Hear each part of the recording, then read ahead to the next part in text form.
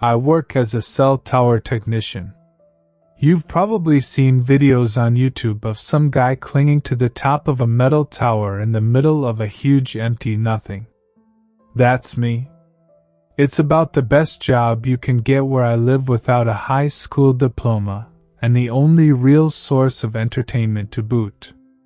As a perpetual screw-up with an appetite for adrenaline, I was basically a star candidate. Really, the only two requirements are a basic level of physical conditioning and a complete lack of fear, both of which I have. Or at least I thought I did. 2 weeks ago, the company I work for, who shall remain unnamed lest the corporate overlords find this post, sent me out to a job site about 50 miles out of town. Rarely do I have to cross state lines, but the tower in question was about as far out of the way as it gets. Big one, too. 400-something odd feet, meant to bounce signals all the way across the Appalachian Mountains from one sleepy mining town to the next. That suited me fine. I prefer working where prying eyes won't see me for one reason. Base jumping. For the uninitiated, base jumping entails throwing yourself off of a big object with a parachute on. You know when you jumped off of the roof of your house as a 10-year-old with a blanket and broke your ankle and your stepdad came out and beat you with a belt before he drove you to the hospital? No? Maybe it's just me. Anyhow, base jumping is basically the grown-up version of that. Minus the broken ankle and the beating, hopefully. Luckily for me, secluded cell towers happen to be the perfect place for this kind of hobby. The morning I was supposed to head out, there was a fine mist sinking down into the hollers around where I lived. The locals call it moonshine weather, which translates to stay the hell inside and get drunk instead of go to work. As tempted as I was to do just that, I'd been hoping they'd send me out that way for months, and I couldn't pass up this opportunity. I should have trusted my gut. Instead, I brewed myself a shitty thermos of coffee, threw my gear into the back of my shitty Jeep, and well, you get the idea. I drove a few hours out to the site, fooling myself all the way that the weather would clear up soon and it would be a sunny climb all the way to the top. I'd packed my parachute along with my other gear. I used to bring a GoPro along, until I realized that recording the sort of behavior that would give an OSHA rep an aneurysm probably isn't smart. I can be smart when I remember to. Anyway, I parked my Jeep outside the fence around the tower and typed the code into the electronic gate. Someone had strung razor wire over the top of it, but I doubted anyone visited much, and the wire was crumbling in places. I figured anyone who really wanted to wouldn't find it hard to bypass. My suspicions were confirmed as I drove past the tiny maintenance shed sitting on the corner of the lot, and found every inch of the corrugated metal covered in graffiti. I admired it as I opened the padlock and retrieved one of the bulbs from inside. The work order said this tower needed an aircraft warning light replaced. You know, those blinking red lights that let you know there's a giant tower out there in the dark. I took one from a dusty shelf and tucked it into my rucksack, threw on my climbing rig, checked my chute one last time, and started the climb. The start of a climb is always boring. One hand over the other, rung by rung. You're almost impatient waiting for that thrill that comes with dangling hundreds of feet above the earth. Or at least I was. But you have to pace yourself. A fall from 30 feet can be just as fatal as a fall from 400, and if I was going to go out, I knew which one I'd rather take. Most of the time you'll see tower climbers clipping a carabiner to each rung to fasten themselves in place as they go. I don't bother with that unless it's a windy day. It wasn't. In fact, the air seemed unnaturally still as I climbed. If I were a wiser man, I might have paid more attention to the prickle at the back of my neck or the sense of foreboding in my gut. But as you've probably guessed, I am not, so I didn't. Instead, I chalked it up to coffee jitters and doubled my pace. Probably just needed to take a leak. Have you ever pissed off of a 400-foot tall object? It's just as awesome as it sounds. I was around halfway up when I realized that the fog around me had grown more dense rather than less, which was strange. Usually when you get a bit of height, and the sun starts to burn away the mist, you can see just fine. Typically it's all but gone by 2 p.m., leaving you free and clear to jump from the top. I'd already picked out a nice little meadow to the southeast of the tower where I could land and have an easy hike back to the Jeep. If I couldn't see it though, that would be a problem. I'm not suicidal after all. It looked like my dreams were shattered for the day. The fog around me was so dense now that if I hadn't known better, I would have thought a storm was rolling in. But the weather forecast hadn't mentioned any chance of a storm, and there was still no wind. It was strangely silent, except for the dull ring of my boots on the rungs and my own breath in my ears.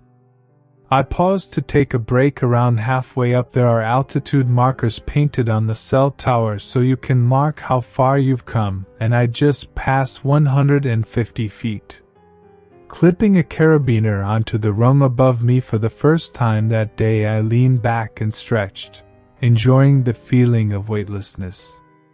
I glanced down, something the veteran climbers tell you never to do, and that's when I saw it. Down below me, shrouded in mist, a shape clung to the side of the tower. I say shape, because I didn't get a clear look at it. Just a shadow, maybe 100 feet below. So far away that I couldn't really even tell if it was moving. The F? Now I know I'm not Shakespeare, but I doubted old Bill would have reacted any differently than I did. I mean, why would anyone be climbing a cell tower in backwoods Appalachia on a day like this? Anyone besides me, that is. My first thought was that it was one of the graffiti artists who, finding their skills limited by the canvas of the old maintenance shed, had grown the balls to climb the tower and add a little color to the gray steel. Good on them.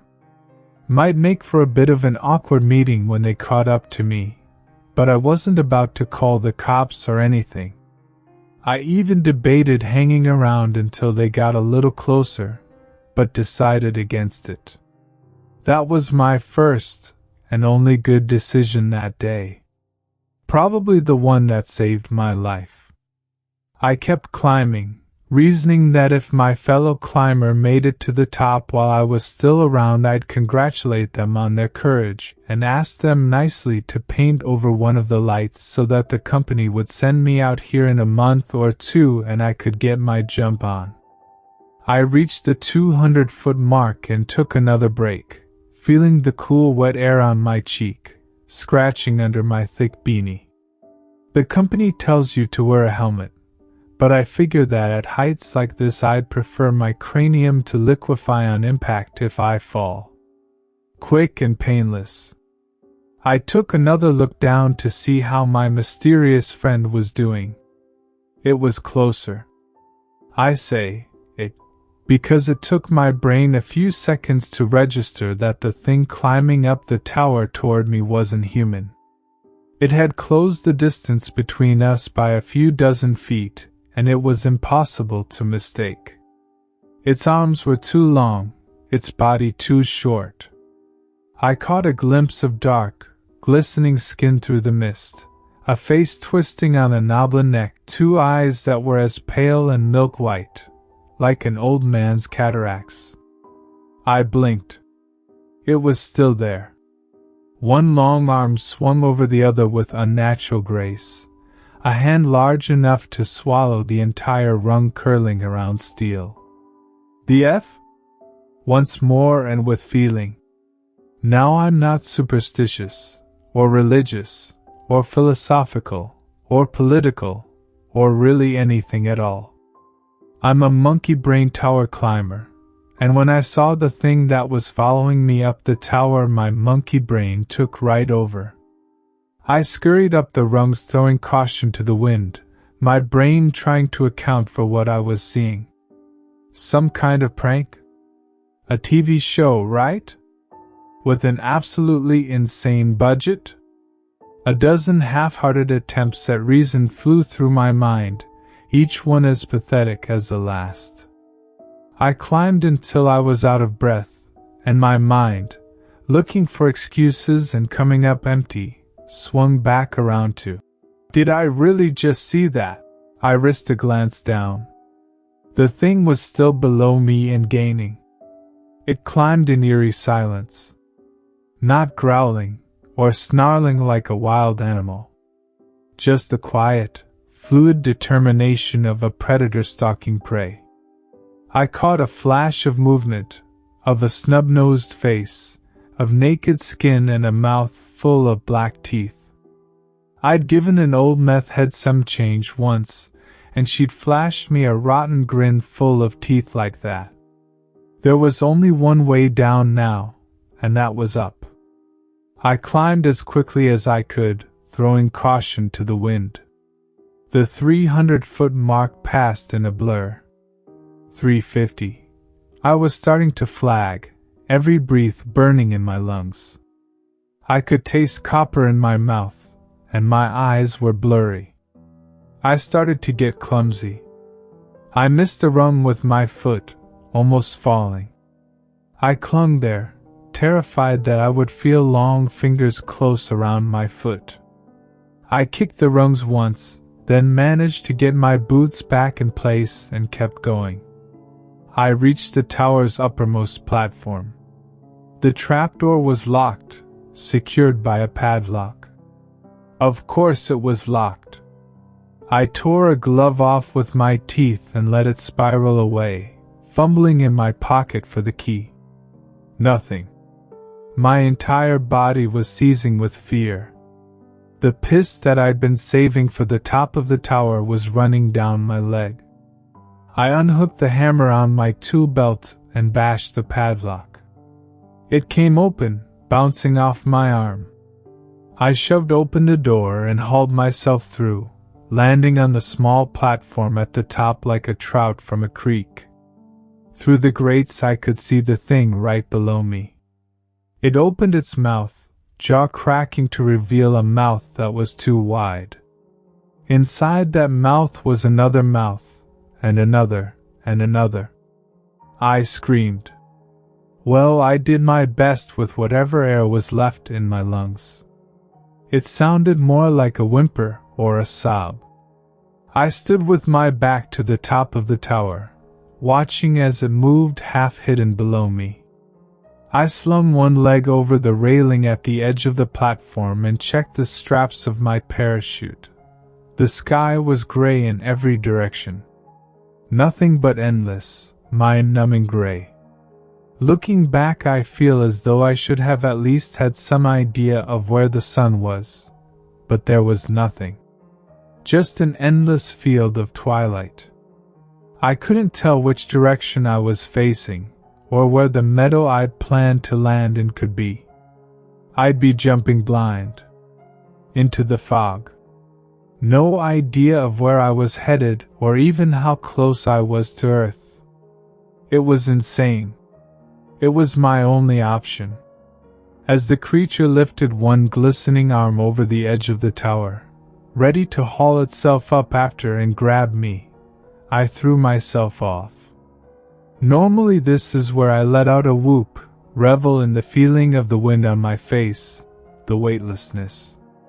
This time I fell in silence, eyes full of freezing tears as the cold wind scoured my skin and hair. I had a pair of goggles slung around my neck to shield my face, but I'd forgotten to put them on. I seized the ripcord and pulled for all I was worth. There was a reassuring snap of nylon against air, followed a bowel-loosening tug, and my feet kicked out in front of me.